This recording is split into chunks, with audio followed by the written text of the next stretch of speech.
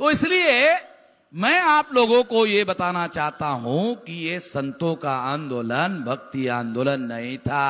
होता तो ब्राह्मणों का ही काम कर रहे थे। यदि ब्राह्मणों का काम कर रहे थे तो ब्राह्मणों को संतों को मारने की जरूरत नहीं थी।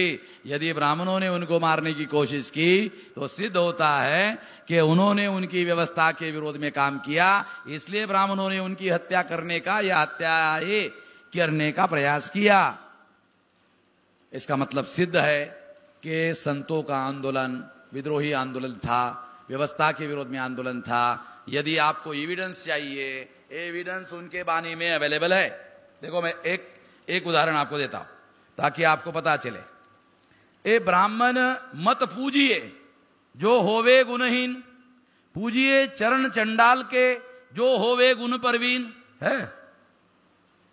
क्या इसका क्या मतलब है कि ब्राह्मण को पूजना नहीं चाहिए, जो ब्राह्मण गुणहीन है उसको पूजना नहीं चाहिए। अगर गुणवान चंडाल है तो उसकी जरूर पूजा करनी चाहिए। ये जो श्लोक है, ये जो चौपाई है, ये चौपाई कब लिखी गई जानते हो? तुलसीदास ने लिखा।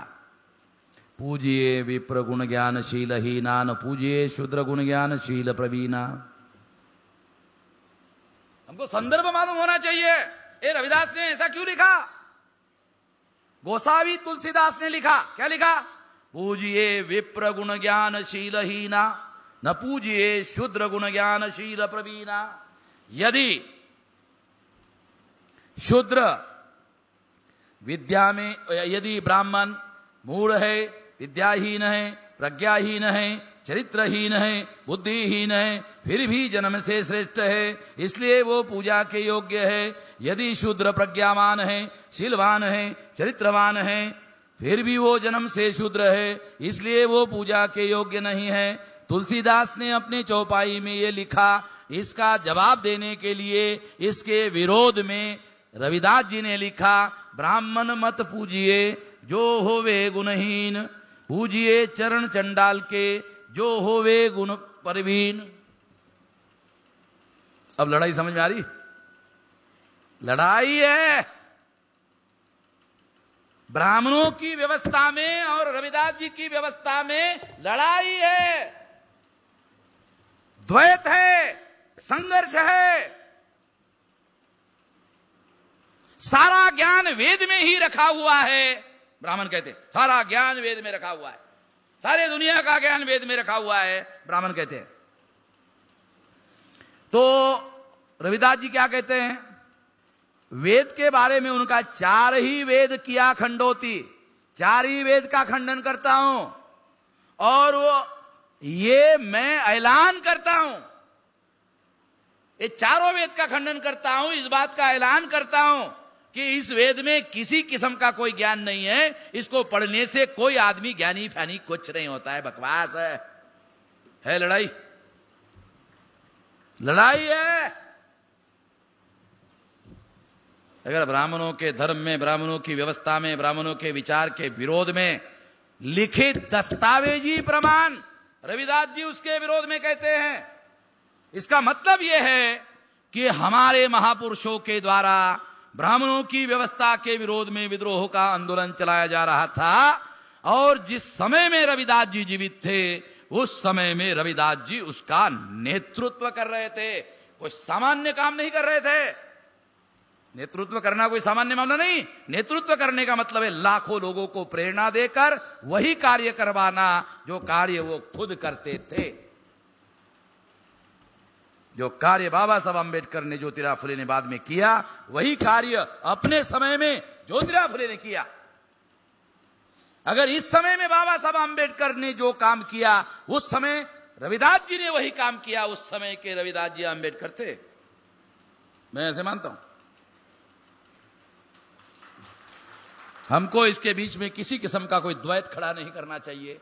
जो द्वैत खड़ा करने वाले लोग हैं वो बाबा साहब अम्बेडकर और रविदास के दोनों के शत्रु, दोनों के दुश्मन हैं।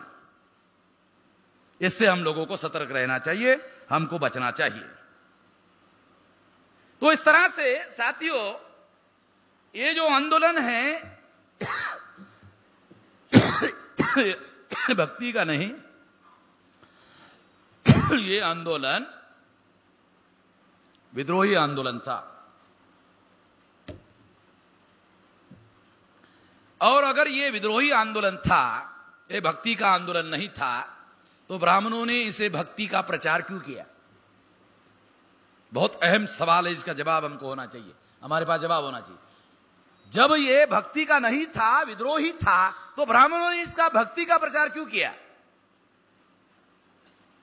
संत विद्रोही आंदोलन के नेता थे, बहुत बड़े पैमाने पर उनकी मान्यता थी, लार्ज स्केल पर उनके अनुयायी थे। ब्राह्मणों ने सोचा यदि इनके विरोध में हम लोग खुला विद्रोह करते हैं तो जो जनता इनकी अनुयायी है वो सारे अनुयायी हमारे विरोध में विद्रोह करेंगे। इसलिए हमको ये तरीका अपनाने के बजाय हमको ये प्रचार करना चाहिए कि ये जो संत थे ये भक्ति का आंदोलन चला रहे थे, और हमको ये कहना चाहिए कि संत महान क्यों हुए? तो ब्राह्मणों ने कहा वो भक्ति करते थे। संत महान क्यों हुए? क्योंकि वो भक्ति करते थे, और भक्ति करने की वजह से वो महान हो गए।